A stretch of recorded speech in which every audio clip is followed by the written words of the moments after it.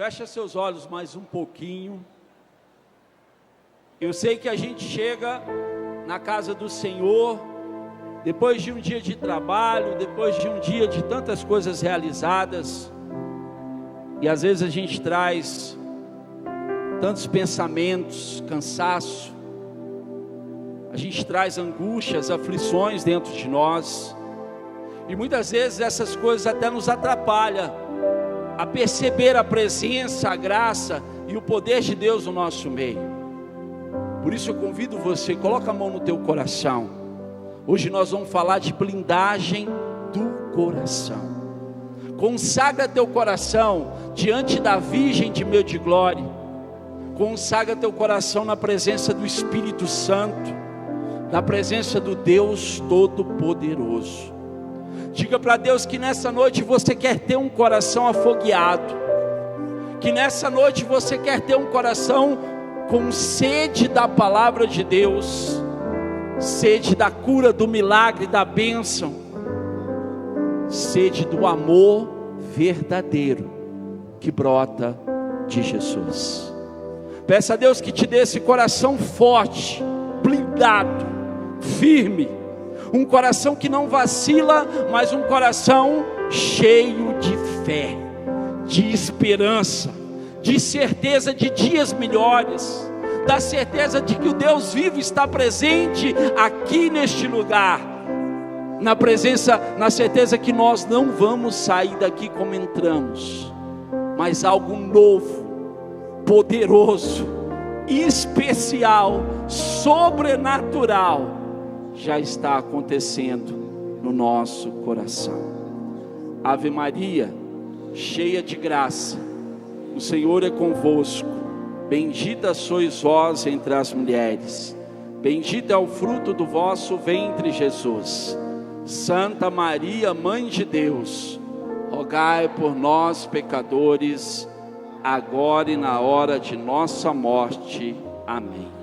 Glória seja ao Pai, ao Filho e ao Espírito Santo, como era no princípio, agora e sempre. Amém. Podemos assentar com muita tranquilidade, prestando bastante atenção no que Deus traz para nós nessa noite. O Padre já me apresentou. Sérgio Arocas é o meu nome, 41 anos, casado há 15, sou de Goiânia, Goiás, participo da Igreja Católica há 21 anos, desses 21 anos, quase 20 anos pregando a palavra de Deus, coordeno um grupo de oração no Santuário da Sagrada Família, do nosso reitor Padre Rodrigo, grupo Orando com Poder. É uma alegria e uma emoção muito grande poder estar aqui com vocês, poder estar aqui com o Padre Oscar, caríssimo Padre Oscar, para partilhar da palavra de Deus e de um tema tão importante. O Padre foi muito feliz na escolha desses temas. Blindagem, eu confesso que ainda não tinha visto na Igreja Católica falar desse tema tão importante. Blindagem e blindagem do nosso coração. Amém? Pega comigo a palavra de Deus em Provérbios, no capítulo 4, no versículo 23. Provérbios 4, 23.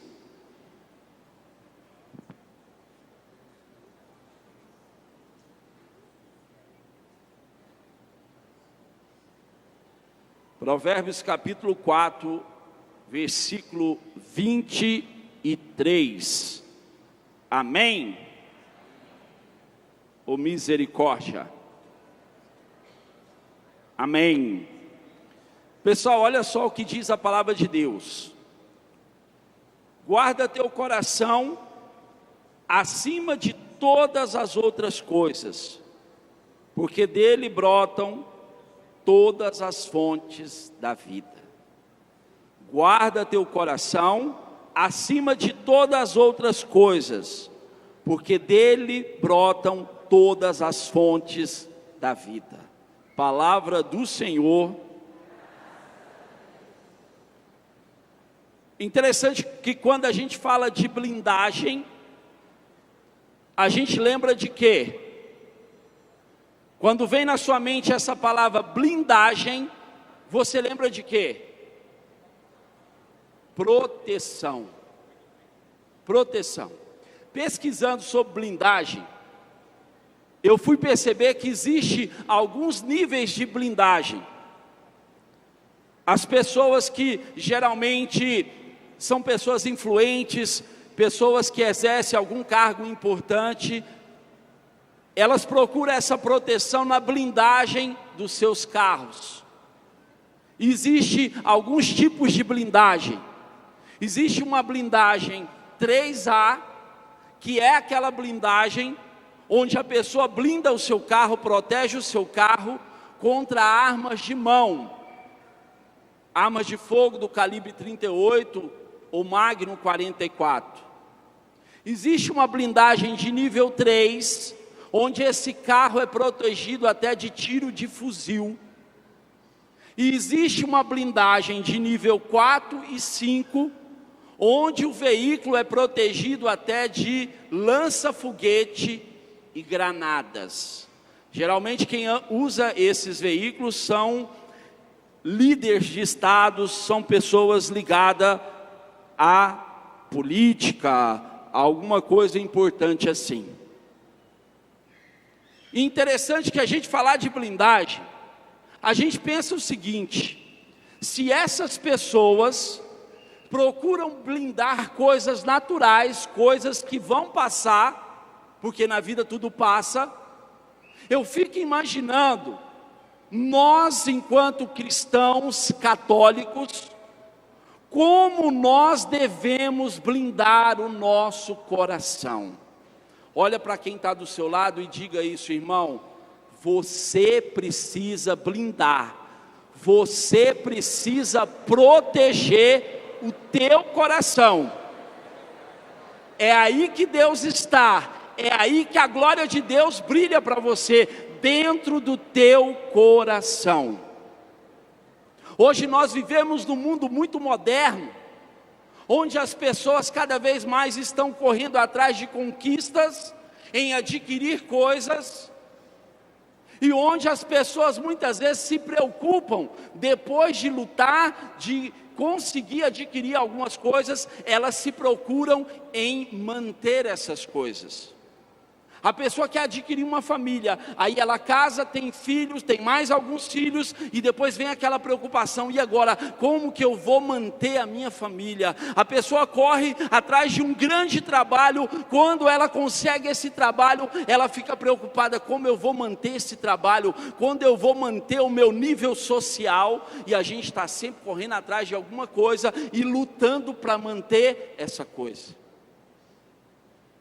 E aí gera aflições no nosso coração, gera medo, gera preocupação, apego. E muitas pessoas estão adoecendo pelo coração. Pelo coração. Eu pergunto para você, quando a gente fala de blindar o coração, é possível acontecer isso? Sim ou não? Tem como blindar o nosso coração? E eu pergunto para você então, de que forma nós podemos blindar o nosso coração? A Bíblia diz que compara o nosso coração ao coração do homem como um centro dos sentimentos. No nosso coração está centralizado sentimentos. O padre Rufus, saudoso padre Rufus, que foi um especialista em cura, ele fala de 4 coisas que nós devemos curar o nosso coração. 4 sentimentos. O primeiro sentimento que o padre Rufus vai dizer é o sentimento de rejeição. Muitos de nós nos sentimos rejeitados. A gente já nasce muitas vezes sentindo uma rejeição, porque quando a gente ainda estava lá na barriga da nossa mãe, O pai, de repente, negou um filho, brigou com a mãe, a criança ouviu coisas pesadas e ela já nasce se sentindo rejeitada. E o sentimento de rejeição é um sentimento perigoso. Gente, a rejeição acontece muitas vezes quando nós nos relacionamos com as pessoas, e especialmente pessoas ligadas ao nosso sangue. Pessoas que nós devíamos amar. Pessoas que nós queríamos ser amadas e respeitadas por elas. São as pessoas onde a gente mais se sente rejeitado. Mas isso significa que verdadeiramente essas pessoas nos rejeitam? Muitas vezes não. Algumas sim, mas muitas vezes não. Muitas vezes é um sentimento que vai brotando dentro do nosso coração, e a gente vai olhando para as pessoas. Meu pai me rejeitou, a minha mãe rejeitou, eu fui rejeitado pelo meu coordenador, eu fui rejeitado pelo padre, no meu trabalho eu sou rejeitado, e a gente carrega aquele trauma de rejeição. Quantas mulheres se sentem rejeitadas dentro da própria casa pelo próprio marido? Antes de casar, recebia flores, recebia elogios, ele era atencioso, mas agora que casou, ele quase não tem tempo. Quando namorava ainda, quando ia entrar no carro, ele abria a porta do carro e dizia: minha linda, minha querida, por favor, entre nesse carro. E agora que casou, se você não tiver cuidado, quando ele entra no carro, ele sai e você acaba ficando. É assim ou não é? Eu estou falando de coisas simples, mas que muitas vezes nós nos sentimos rejeitados. Quantos viciados em cocaína, em maconha e qualquer outro tipo de droga se refugiaram no vício porque se sentiram rejeitados pelos próprios pais?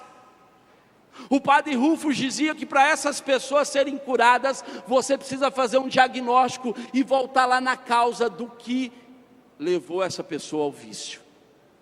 A rejeição é um sentimento perigoso, porque a gente olha para as pessoas, não nos sentimos amados nem respeitados por elas, e aquilo que eu não encontro em casa eu vou buscar lá fora. Segunda coisa, sentimento inferior. O nosso coração muitas vezes se sente inferior às outras pessoas. Sabe quando isso acontece? Quando a gente faz comparações. Olha para quem está do seu lado e diz assim: olha, você não é igual a ninguém mais nesse mundo. Olha para as suas digitais, olha para elas aí. Deus fez você único. A sua digital não existe em mais ninguém. Você é único, você é a imagem e semelhança de Deus. Olha aqui para mim. Eu costumo dizer que quando Deus acorda de manhã, Ele tem um jardim, e toda manhã o Senhor vai cuidar do seu jardim. E quando ele chega naquele jardim, ele pega uma rosa e diz: essa rosa é a mais linda que eu tenho no meu jardim. E sabe quem é essa rosa? Sabe quem é essa rosa? É você. É você que muitas vezes não se dá o valor. É você que muitas vezes não enxerga a rosa linda que você é. Você pode se sentir feio, você pode se sentir culpado, mas Deus vai olhar para você e vai ver você como uma rosa linda, a mais linda do jardim. Mas eu tenho um nariz grande, meu cabelo não é legal. Eu não toco como fulano toca, eu não prego como fulano prega, mas para Deus eu tenho um valor especial. Deus não faz comparação, Deus não ama um mais do que o outro. Deus olha para você do jeito que você é, e Deus diz: eu te amo, porque você é a rosa mais linda do meu jardim. E a gente ainda vai se sentir inferior. A gente se sente inferior quando a gente fica comparando. Você compara a sua roupa com do outro, o seu sapato com do outro. Tem gente que vem para a missa muitas vezes só para comparar, né? Não se faça comparação, Porque toda vez que você se comparar com alguém ou com algo, você vai se dar mal. Porque sempre, se eu me comparar com quem toca, vai ter quem toca mais do que eu. Se eu me comparar com quem prega, vai ter alguém que prega mais do que eu. Então eu tenho que olhar no espelho e me enxergar como uma rosa linda e dizer para mim mesmo: eu sou a rosa mais linda do jardim de Deus. Se você acredita nisso, aplauda o Senhor. Aplauda o Senhor. Olha para o irmão que está do seu lado e fala: é você. É você que está com a autoestima baixa, é você que está triste, é você que está sem esperança, é você que está no sofrimento. Você é a rosa mais linda que Deus tem no jardim dele. Terceira coisa, sentimento de culpa. Muitas pessoas vivem se culpando por coisas do passado. Eu fiz um curso de coach e descobri que Jesus foi o maior dos coach. Quando se fala de coach, tem que pensar em Jesus, porque ele foi o único. O coach faz parábolas. O coach tira de um lugar comum e leva para um outro lugar. Jesus fazia isso com as pessoas. E no coach você aprende, sabe o quê? Que o que eu fui começa hoje. O que eu sou começa hoje. E o que eu vou ser começa. Então para Deus só importa porque o que passou não se mexe no passado. Você já viu Jesus fazer menção ao passado no Evangelho? Quando ele pega aquela mulher em adultério, ele condena ela pelo que ela fez no passado. Ele olha para ela, desce ao nível dela e diz: cadê aqueles que te condenaram? Ninguém te condenou? Então vá. Só que ele faz uma ressalva: vá e não peques mais. Mas ele não condena. Para Jesus importa o hoje, o que vai acontecer daqui para frente. E a gente vive nos culpando por coisa do passado. Quantas mulheres brigam com o marido e quando briga com o marido diz assim: ah, lembra aquela vez que a gente estava dançando naquele baile e você pisou no meu pé? Coisa que aconteceu há 20, 30 anos atrás. A gente vive preso no passado, um passado de culpa, um passado de condenação. A gente se autocondena. Existe um Cristo que morreu na cruz para nos salvar e zerou a nossa vida.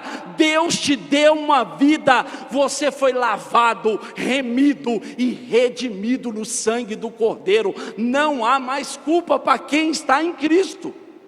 O que era velho passou e eis que tudo se fez novo. É por isso que nós, enquanto cristão católico, que participamos de uma comunidade como essa, precisamos levantar cada manhã e nos valorizar, esquecer a culpa e saber que o inimigo é aquele que nos condena dia e noite. Quantas pessoas não se sentem dignas de Deus? Se você se sente culpado, existe algo que só a Igreja Católica tem: a confissão.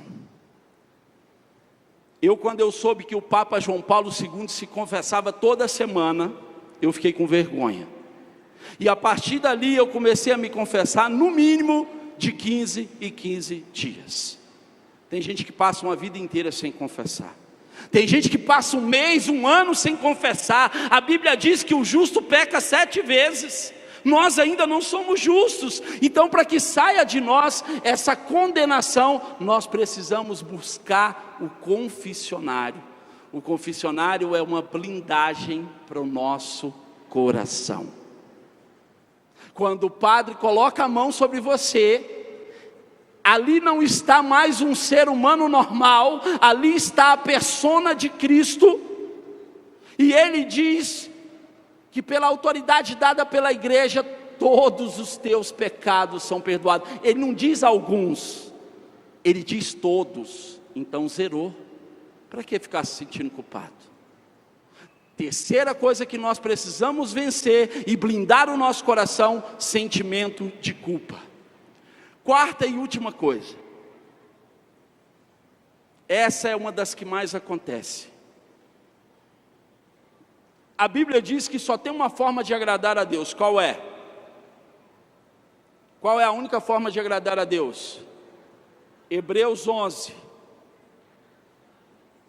pela fé. Sem fé é impossível de agradar a Deus. Eu pergunto para você, quem tem medo tem fé? Fé e medo não se misturam, o medo é o oposto da fé. Então, se existe uma forma de desagradar a Deus, é ter medo. E quantas pessoas têm medo no nosso meio? Cristãos, católicos, batizados, que buscam a palavra de Deus, mas vivem com medo. Medo do futuro, medo do presente, medo da morte, medo da doença, medo do assalto, medo da tragédia, medo de perder alguém. O nosso coração vive com medo, o nosso coração vive enfraquecido. A gente busca a Deus enquanto está aqui, é tudo maravilhoso, mas saiu da porta para fora, a gente esquece que Deus caminha conosco, que Deus é fiel, que Deus não abandona ninguém. Irmão, irmã, sabe quantas vezes a palavra de Deus nos proíbe de ter medo? Sabe quantas? 365 vezes. A Bíblia vai dizer para nós: ei, não tenhais medo. A cada dia do ano que eu acordar, a cada manhã que eu colocar o pé no chão, a palavra de Deus vai estar dizendo para mim: ei, não tenhais medo, pois eu, Senhor, estou contigo até o final dos tempos. Eu vou estar com vocês todos os dias. Então, para que ter medo? Mas tem gente que vai dizer assim: mas eu tenho medo da morte. A palavra de Deus vai dizer: na casa do meu pai tem muitas moradas e eu vou preparar uma para você.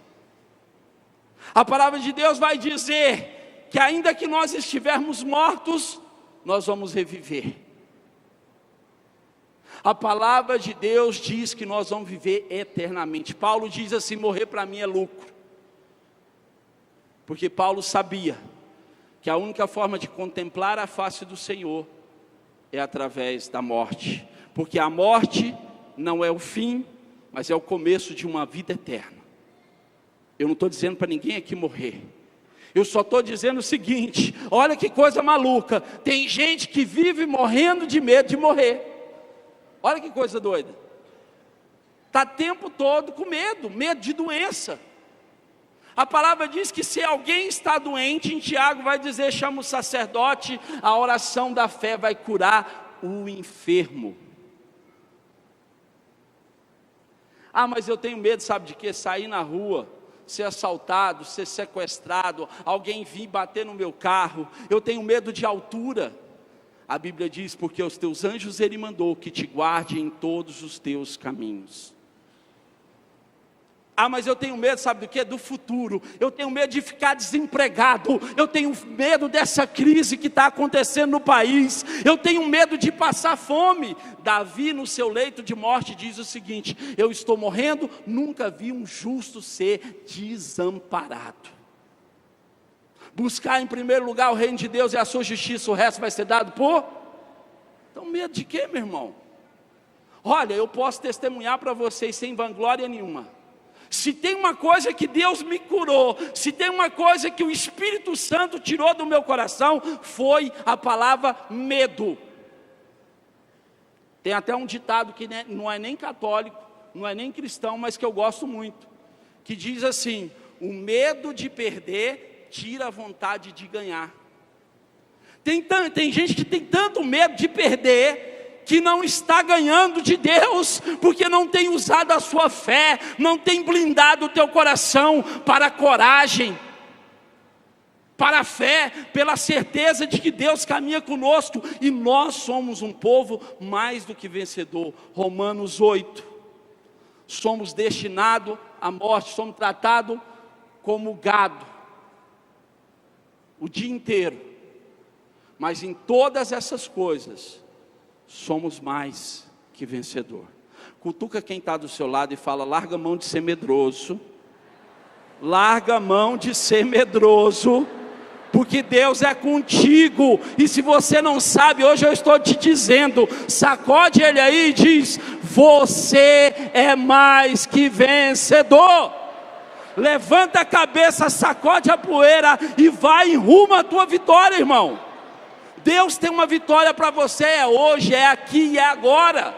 A palavra de Deus é verdadeira, é justo. Os anjos de Deus estão acampados neste lugar santo. Nossa Senhora está aqui presente. E o Senhor está ansioso para te abençoar.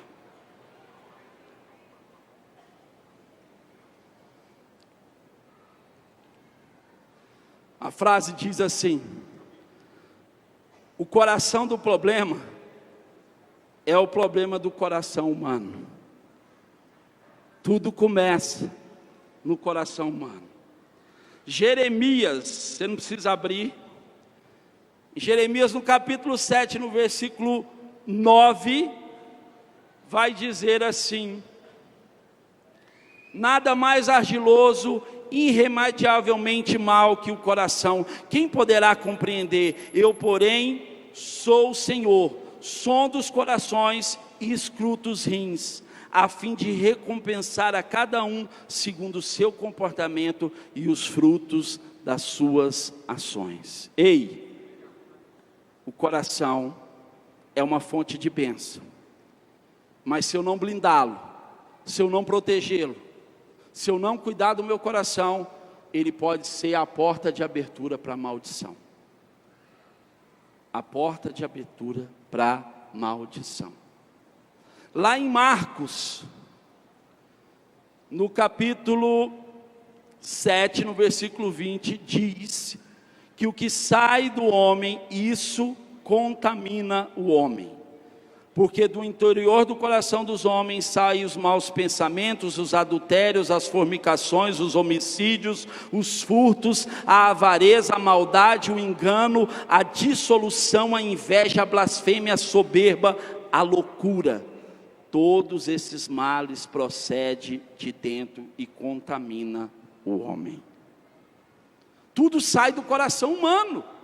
Pode sair coisa boa, pode sair caridade, deve, pode sair perdão, sim, mas pode sair todas essas coisas maléficas.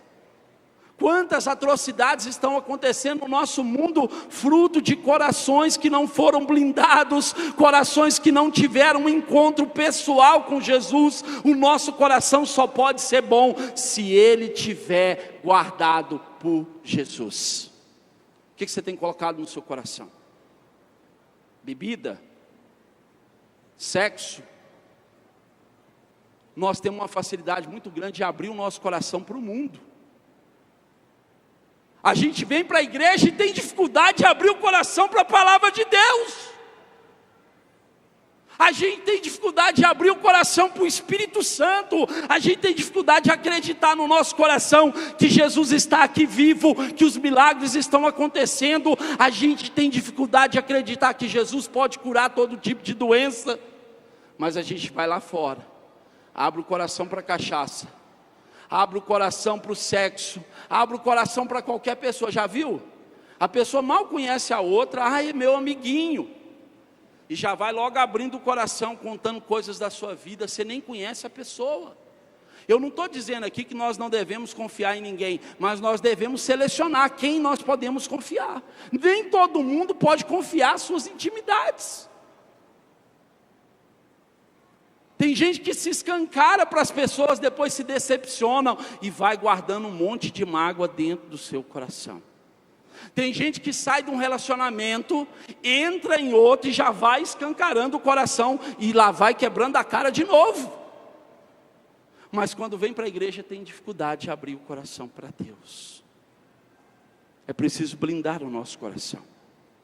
É preciso saber quem pode fazer parte da nossa intimidade. É preciso guardar o nosso coração na presença de Deus. Pega comigo também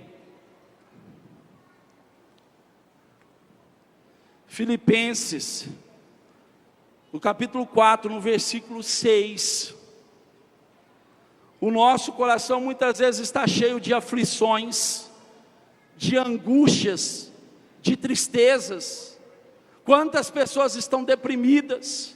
Quantas pessoas estão com o coração machucado? Quantas pessoas carregam todo tipo de preocupação no seu coração? Olha o que a palavra de Deus vai dizer para nós.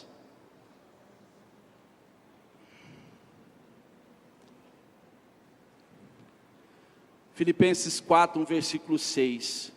Não vos inquieteis com nada, em todas as circunstâncias, apresentai a Deus as vossas preocupações, mediante a oração, a súplica e a ação de graça. E a paz de Deus, que excede toda a inteligência, haverá de guardar os vossos corações e os vossos pensamentos em Cristo Jesus. Palavra do Senhor. Não vos inquieteis. Pode aplaudir bem forte essa palavra.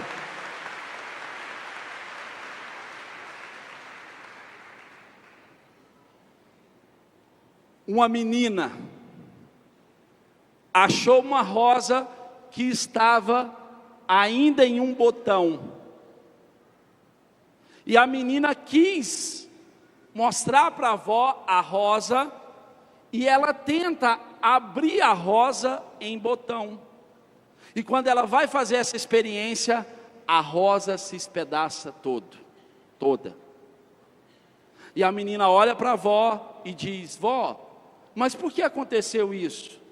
E a avó diz: minha filha, porque essa rosa precisa brotar de dentro para fora, e você quis fazer o contrário, abri-la de fora para dentro.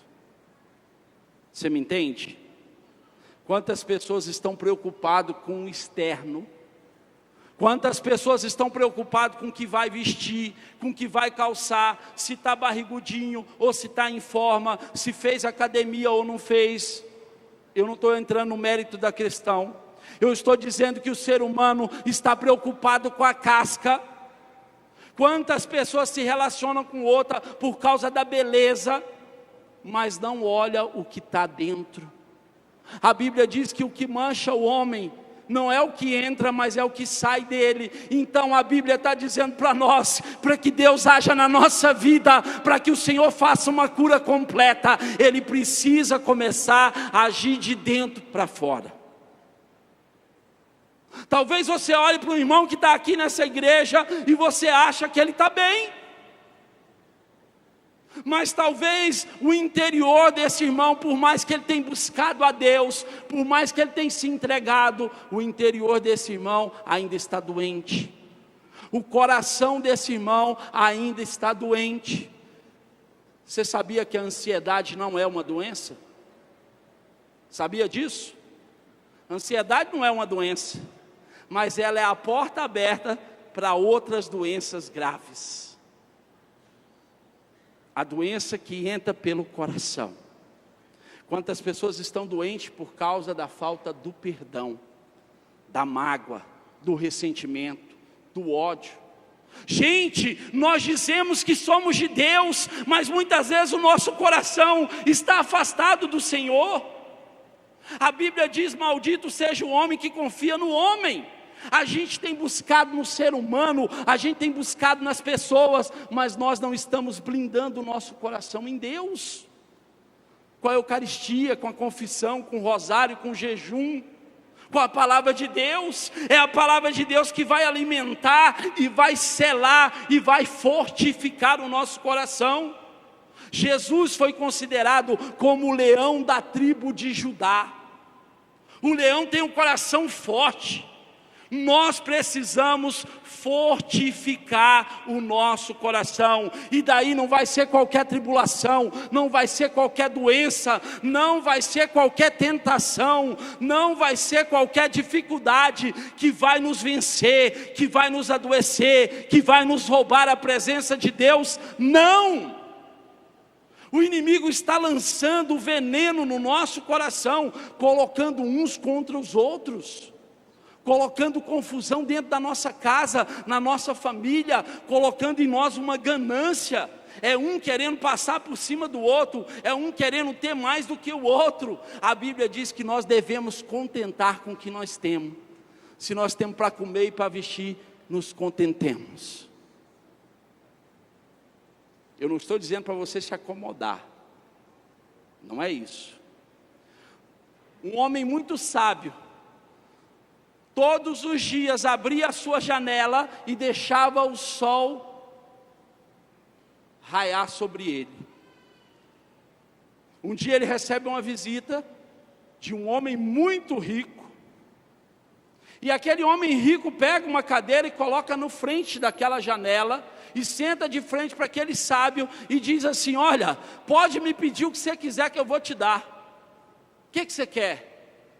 O sábio olha para o rico e diz assim: nesse momento eu só quero uma coisa, que você tire a sua cadeira da frente da janela, para que esse sol lindo que Deus me deu possa raiar sobre a minha vida. Você está me entendendo? Você consegue compreender? Valorize o que você tem, valorize o que você é, valorize o lugar onde você mora, a pessoa que Deus colocou na sua vida, o trabalho que você tem, a igreja que você tem. Paremos de reclamar. Muitas vezes o nosso coração está cheio de reclamação, e eu digo que ré, vem de ré mesmo, anda para trás. O coração tem que clamar, não reclamar. Você entende isso? Irmão, eu já falei muito.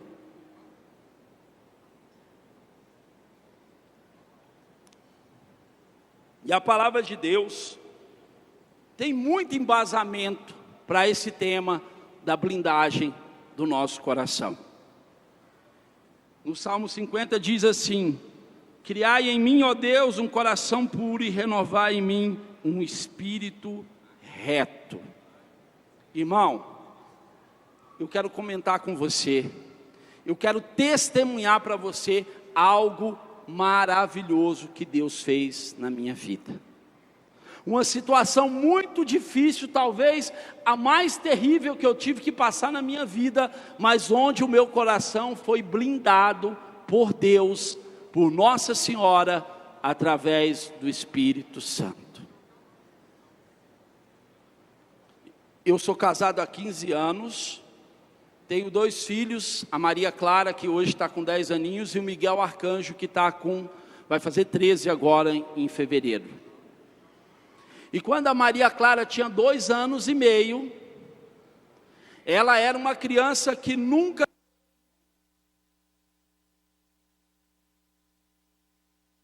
saudável.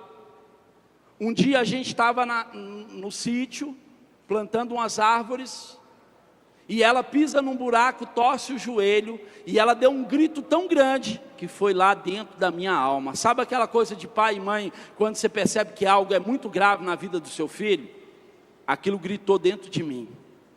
Nós corremos com ela para o médico, meu sogro é pediatra, ele examinou a menina da cabeça aos pés, mandou para casa e só medicou. Mas chegando em casa, as dores foram aumentando, ao ponto de se tornar insuportáveis. Corremos com ela para o hospital e ela foi internada. E gente, ela ficou 3 meses, ela e minha esposa confinada dentro de um hospital. Os médicos dando todo tipo de antibiótico, ela foi diagnosticada com uma doença chamada osteomielite. Mas quanto mais tomava antibiótico, quanto mais os médicos tratavam, pior ela ia ficando. E eu tomei uma decisão. Como pai, eu tomei a decisão de largar tudo. Larguei o meu trabalho, larguei todas as coisas que eu fazia, e eu falei: eu vou buscar a cura da minha filha. As pessoas diziam para mim: olha, ela vai morrer, é muito grave, você está ficando doido, você está clamando demais. Sabe o cego Bartimeu, que queria ser curado e as pessoas queriam abafar? Eu me sentia daquela forma. Mas quanto mais as pessoas falavam, mais eu buscava a Deus. E a menina definhando, ela deixou de andar. O médico tirou a radiografia das pernas dela, e ele me chamou e falou: Sérgio, olha essas radiografias aqui. Eu sei que você é pai, que é duro, mas os ossos da menina estão todo tortos, ela nunca mais vai andar. E ela passou por cirurgias nos 2 joelhos, nos 2 ombros. Muitas vezes eu e minha esposa entregava ela na mão do médico para entrar no centro cirúrgico, e a gente ficava rezando o rosário lá na recepção, sem saber humanamente se ela ia voltar, mas na fé nós acreditávamos que a Virgem Maria estava lá intercedendo por ela. E gente, a luta foi aumentando, e eu rapei a minha cabeça, como quem entra para um combate. Eu passei no salão e falei para o rapaz: olha, rapa a minha cabeça no 0. E eu me coloquei em prontidão, em oração, gente. Era jejum 3 vezes na semana, era missa todo dia, era vigília toda sexta-feira, era rosário atrás de rosário, era meditação da palavra atrás de meditação. Eu quase entrei no céu para buscar a cura da minha filha. E um dia eu entrei no hospital, ela estava deitada lá, e ela estava só um trapinho. Aquela menina linda estava morrendo, só um trapo. Gente, é duro para um pai e para uma mãe. A gente, como pai e mãe, não foi preparado para isso. Se o coração não estiver blindado, a gente vai para o fundo do poço. Tem momentos da nossa vida que o coração precisa ser forte. Eu não posso esmorecer, as pessoas precisam de mim. É nessa hora que eu tenho que mostrar que eu sou um cristão verdadeiro. É na prova.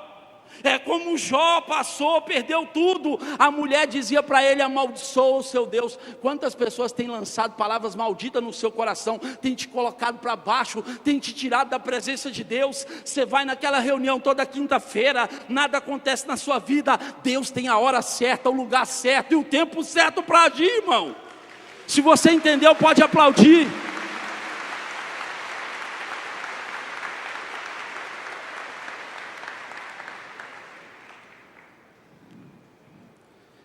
E a luta continuou. E a menina piorando. Ela ficou 1 ano sem andar, sem pôr o pé no chão. Cirurgia atrás de cirurgia. Minha esposa já não conseguia ver a luz do sol, porque ela não saía daquele quarto. E eu lutando, tendo que trabalhar e rezar ao mesmo tempo. Muito sofrimento. Uma prova terrível.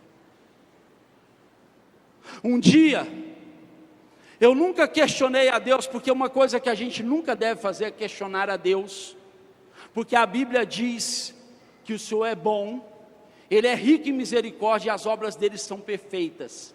Deus não erra, Deus não falha. Tem gente que vai dizer assim: Deus tarda, mas não falha. Você acredita nisso? Eu não acredito nisso. Tem gente que fala que Deus escreve certo por linhas tortas. Eu também não acredito nisso. Deus não tarda nem falha. Deus age na hora certa, irmão. Na hora certa. Se você está sofrendo, se a sua vida está difícil, acredita, Ele vai agir, Ele vai operar, Ele é fiel. Ou a gente acredita nisso, ou então a gente não podemos caminhar com Deus. E eu nunca questionei a Deus.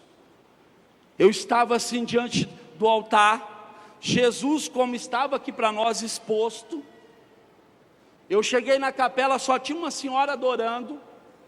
E ela falou: meu filho, que bom que você chegou, porque eu tenho que fazer algumas coisas, não posso deixar Jesus sozinho. Você fica com ele? Eu falei: mas é lógico, é tudo que eu quero, é tudo que eu preciso, só eu e ele. E gente, quem tem intimidade com Deus, tem que ter liberdade com Ele. Tem um padre, que eu caminhei com ele há muito tempo, agora eu não estou mais com ele, mas que foi meu formador. E ele era um padre muito bravo, muito exigente, mas um homem muito de Deus. Mas o povo da igreja morria de medo dele. E um dia eu cheguei da fazenda cansado, eu tinha um grupo de oração na paróquia dele. E ele tinha uma cozinha, onde ele guardava umas coisas gostosas. Tem padre que gosta de comer bem, não é pecado. E eu fui lá na geladeira do padre, tinha um bolo maravilhoso. Eu não resisti, cortei o bolo e comi um pedaço. Daqui a pouco está todo mundo na igreja morrendo de medo, o padre bravo. E aquela bagunça, eu cheguei na cozinha: o que foi, padre? Ele falou: meu filho, você acredita que esse povo aqui não respeita nada? Abriram a minha geladeira e comeram um pedaço de bolo, e eu estou querendo saber quem foi, e eles não me falam. E eu falei: padre, mas o senhor está nervoso assim? Quem comeu o bolo foi eu. Eu falei: agora, se o senhor for brigar, é o seguinte: o senhor falou que era meu pai, e com o pai a gente tem liberdade. O filho chega com fome, o que é que ele faz? Abre a geladeira e come. Ele olhou para mim e falou: você não tem jeito não, vamos rezar. Gente, com o Pai, com o nosso Senhor, a gente tem que ter liberdade. Não adianta multiplicar a palavra, tem que ser sincero. Não é a força da palavra, não é a beleza da palavra, é a sinceridade de coração. Coração blindado, coração que tem sinceridade. Eu rasguei meu coração para Jesus e falei: Jesus, eu nunca te questionei, nunca vou te questionar. Eu só quero te perguntar e quero que o Senhor me mostre para esse pobre servo uma única coisa. Meu Senhor, existe mais alguma coisa que eu possa fazer para que a minha filha seja curada? Porque se não for da sua vontade que ela seja curada, eu vou aceitar. Mas o Senhor ainda não mostrou a sua vontade nem para mim nem para as pessoas. E se o Senhor não mostrou a sua, eu quero mostrar a minha como um filho. Eu quero dizer para o Senhor, assim como o Senhor me deu ela perfeita, eu quero que ela retorne para os meus braços perfeita, porque o Senhor tem poder para isso.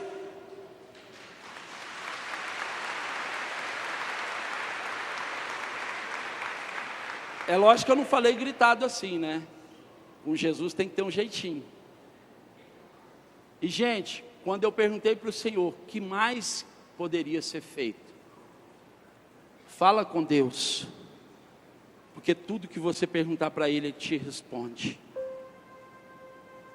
O que mais, Senhor, pode ser feito? Ele disse: Sérgio, só mais uma coisa, meu filho. Você e sua família precisam perdoar o assassino do seu pai. Só isso, irmão. Você acha difícil perdoar alguém que te feriu e te machucou? Imagine você perdoando o assassino do seu pai. Não é brincadeira não, não é para qualquer um não.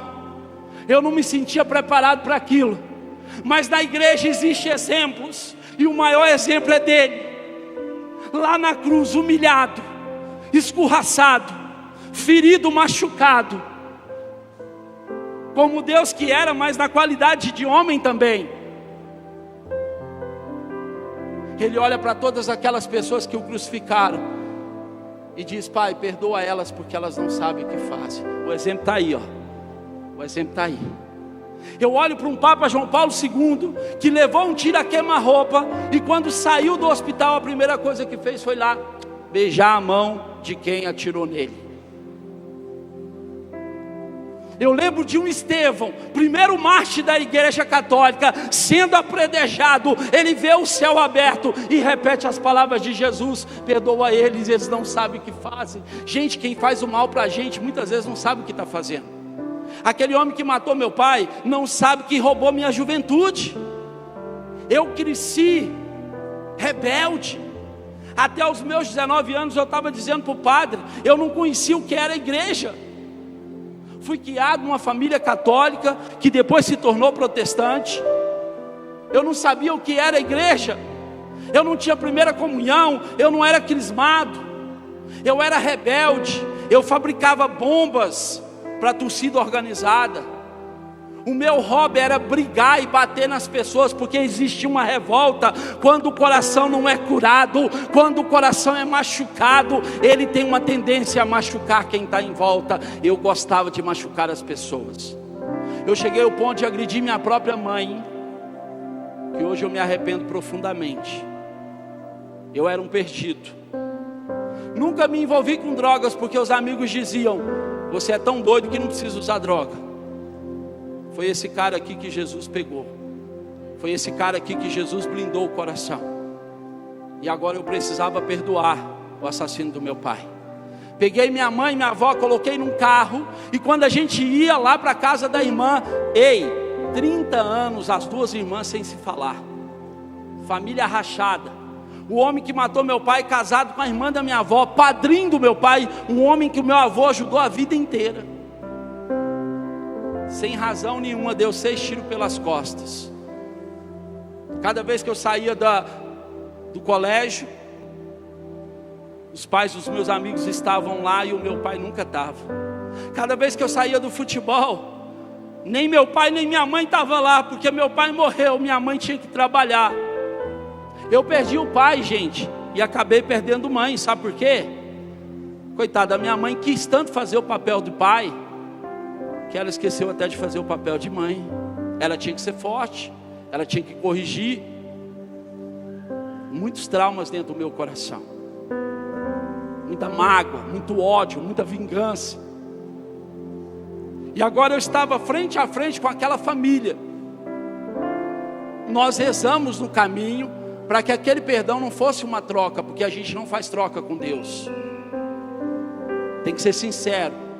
Pedimos o Espírito Santo e choramos bastante, porque quando a gente está magoado com alguém, a gente se torna egoísta, a gente só enxerga a nossa dor. E eu comecei a enxergar a dor daquela família que perdeu um sobrinho, que perdeu também um pai que depois morreu com uma doença terrível, que perdeu a convivência da família. Todo mundo sofre. Quando nós chegamos lá, a irmã da minha avó, ela entrava na casa, saía de volta, ela não sabia o que fazer. Eu acho que ela pensou que a gente tinha ido lá vingar. E eu disse: olha, nós estamos aqui em paz. As duas irmãs ficaram frente a frente, e ela, sem conseguir dizer uma palavra, minha avó caminhou ao encontro dela, abraçou a irmã, beijou e disse: minha irmã, eu vim aqui para te pedir perdão. Gente, isso é forte demais. A irmã caiu em prantos e disse: minha irmã, quem tem que pedir perdão sou eu. 30 anos, sangue do mesmo sangue, sem se falar, isso não é vontade de Deus? O diabo tem semeado ódio entre as pessoas. Irmão, hoje é dia de vencer o ódio. Seja lá o que fizeram para você, segue o exemplo do Cristo. A coisa mais nobre que existe no ser humano chama-se perdão.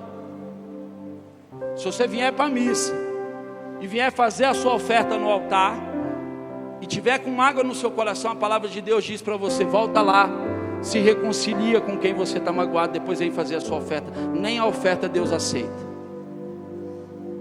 Coração magoado está longe da presença de Deus, porque o que Deus mais fez foi amar e perdoar, e Ele cobra isso de nós. Devemos perdoar uns aos outros, amar mutuamente. Deus nos cobra isso. Quando as duas irmãs estavam abraçadas,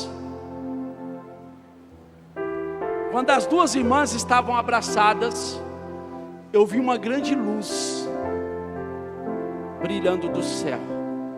Eu vi um clarão de luz naquele momento, dissipando as trevas da vingança, do ódio, da doença, de todos os males que aquela família carregou. Quando as duas terminaram, eu chamei todo mundo, fizemos uma oração, liberando perdão sobre nós. Foi um chororô violento, e eu fiz uma oração liberando perdão sobre quem morreu, meu pai, aquele homem que matou ele, meu avô que morreu com ódio no coração. Gente, foi tremendo demais, foi sobrenatural demais. Quando eu terminei a oração, o filho daquela mulher deu um suspiro e falou: olha, hoje foi tirada uma barra de concreto das minhas costas. Eu carreguei o crime do meu pai. A sua avó é minha madrinha e eu nunca pude pedir a bênção para ela. Eu fui discriminado por ser filho de um criminoso. Deus foi operando, gente. E aí vem o mais importante. A menina que ficou 1 ano sem andar, a menina que fez quimioterapia, e quando eu rapei a minha cabeça, cheguei na casa da minha mãe falou: por que você está careca? Eu falei: porque a Maria. Os médicos, depois que eu fiz aquela oração pedindo para Deus, descobriram que a doença era um câncer avançadíssimo, um câncer que já tinha se espalhado, que não tinha mais cura, que não tinha mais jeito. Entre 5 crianças com câncer que tratava com a minha filha, 4 morreram, e ela era o caso mais grave. Minha mãe olhou para minha cabeça careca. Eu disse: mãe, quando eu for lá para a igreja, Eu vou falar para aquelas pessoas quando vê um careca lá na frente, lembrar que lá em casa tem uma menina linda, que essa menina está morrendo, e rezar por ela. Gente, o povo levantou um grande clamor. Eu obedeci a Deus e perdoei com sinceridade. Ela fez quimioterapia durante 2 anos e meio, não caiu um fio da cabeça dela. A minha mãe olhou para mim, louvado seja Deus.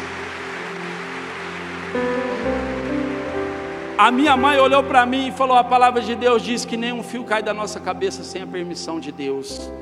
E esse milagre aconteceu na vida da Maria Clara. A médica fez uma bateria de exames, chamou eu e minha esposa e falou: olha, vocês são pessoas de fé, sabe por quê? Um milagre aconteceu. A Maria Clara não tem mais nada, ela foi curada para a glória de Deus.